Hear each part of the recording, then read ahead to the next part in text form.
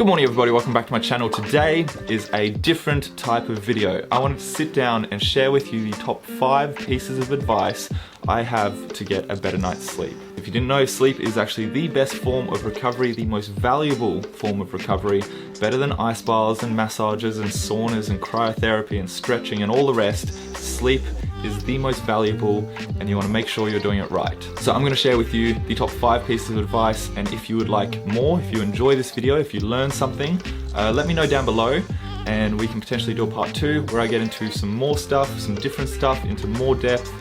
Who knows? The possibilities are endless. But let's just jump straight into the video. Tip number 1, equipment. Make sure you have the right mattress. If you have an old crappy mattress that you've been sleeping on for the last 10 years, consider upgrading. Just like you'd get new shoes to support your feet during the day, you want a mattress that is going to support your entire body during the night.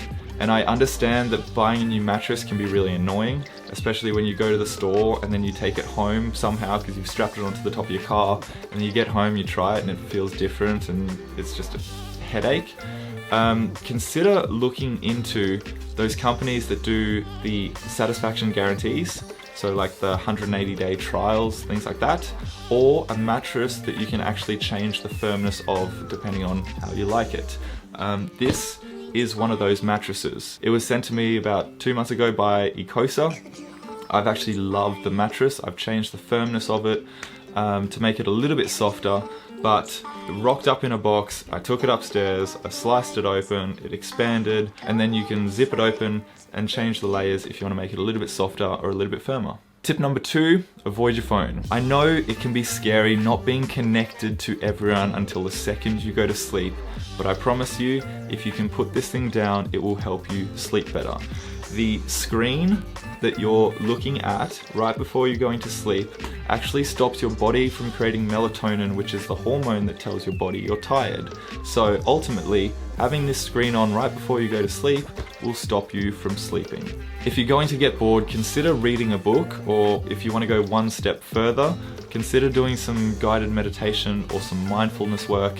But at bare minimum, just switch this off a little bit earlier if you're struggling to get to sleep, and I promise you, it will help. Tip number 3, make sure it's dark. This is especially relevant for the people that struggle to sleep in the morning. One of the reasons you might struggle to sleep in is because light is coming into your room, and so your mind tells your body it's time to wake up. If you can find a way of blacking out your room so there's no light coming in, you can trick your mind into not really knowing exactly what time it is, and you will be able to sleep in a lot easier. I was having this issue in Doha at the World Championships where I was trying to stay up later and later to adjust to the time difference, push my whole body clock back so that I was able to compete at midnight, but I couldn't sleep past 5:30 in the morning, and it started to do my head in. We tried butterfly clips on the curtains, we tried some alfoil down the sides, we just tried taping stuff, nothing was working. The thing that ended up working is those weird looking eye masks that you get on the plane. I thought they would be really uncomfortable.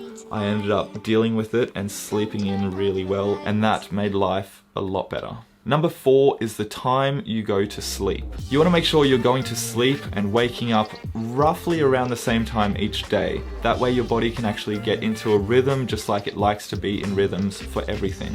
If you have a super sporadic sleep cycle, then your body might not know what's going on and you may not sleep as well. The other part of this is trying to get a few hours before midnight if you can, because it's said that every hour before midnight is actually worth 2 hours of sleep. So going to sleep earlier and waking up earlier is better than going to sleep later and waking up later. Food for thought. And the 5th and final tip has to do with caffeine. Now this is an obvious one, right? Don't have caffeine right before you go to sleep. But something you may not have considered is if you're training quite late and you use caffeine as a stimulant for your training sessions, that caffeine might still be in your body when you're trying to go to sleep. So just plan your caffeine accordingly during the day. It stays in your body for 5 hours. So if you're training at 5 p.m. you might as well have a caffeine at 3 p.m.